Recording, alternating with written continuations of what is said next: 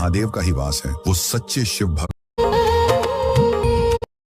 हुआ। अपनी क्या होगा जब पूरी सृष्टि को चलाने वाले शक्तिशाली देवता स्वयं अग्निदेव, पवन देव और देवराज इंद्र ही यह भूल जाएं कि उनकी शक्तियों का असली स्रोत कौन है। ये कहानी है उस दिन की जब देवाधिदेव महादेव ने स्वर्ग में आकर देवताओं के इस सबसे बड़े भ्रम को सिर्फ एक सूखे तिनके से तोड़ दिया था। देवासुर संग्राम समाप्त हो चुका था। महादेव की कृपा से देवताओं ने असुरों पर महाविजय प्राप्त कर ली थी, लेकिन इस जीत ने देवताओं के मन में एक भ्रम पैदा कर दिया। उन्हें लगने लगा कि यह विशाल विजय और उनकी असीम शक्तियां स्वयं उनकी अपनी हैं। कैलाश पर बैठी जगत जननी माता पार्वती ने जब यह देखा तो उन्होंने अत्यंत करुणा भाव से महादेव से कहा, प्रभु आपके दिए हुए वरदानों को देवता अपनी स्वयं की शक्ति मान बैठे हैं। उनका यह भ्रम उनके पतन का कारण बन सकता है। इन्हें सत्य का ज्ञान कराना आवश्यक है। महादेव ने शांत स्वर में कहा, समय आ गया है। तभी स्वर्ग के बीचों बीच अचानक एक असीम, दिव्य और तेजोमय स्वरूप प्रकट हुआ। यह भगवान शिव का यक्षेश्वर अवतार था। उनका तेज इतना अलौकिक था कि करोड़ों सूर्यों की चमक भी उनके सामने फीकी लग रही थी। देवताओं ने जब इस अद्भुत यक्ष को देखा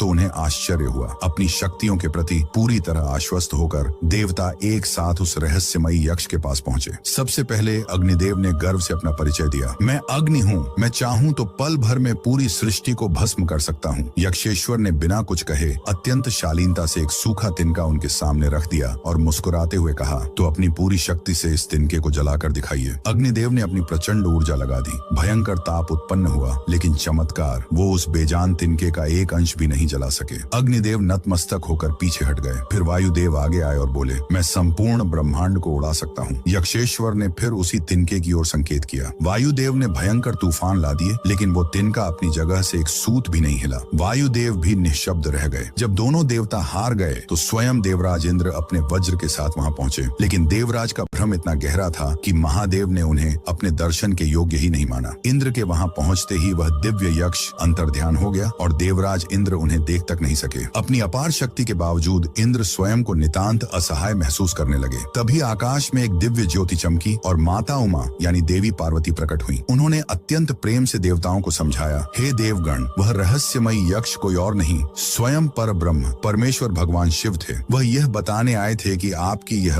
अग्नि, यह वायु, यह विजय आपकी अपनी नहीं है। शिव की इच्छा के बिना यह ब्रह्मांड एक तिनका भी नहीं हिला सकता। देवताओं की आंखें खुल गईं और उन्होंने नतमस्तक होकर महादेव की स्तुति की। पवित्र केन उपनिषद और शिव पुराण की शतरुद्र संहिता में वर्णित यक्षेश्वर अवतार का यह अद्भुत प्रसंग हमें यही सिखाता है कि हमारी हर शक्ति उसी परमपिता की देन है। जो भी यह मानता है कि इस सृष्टि के कण कण में केवल महादेव का ही वास है, वो सच्चे शिव भक्त आज कमेंट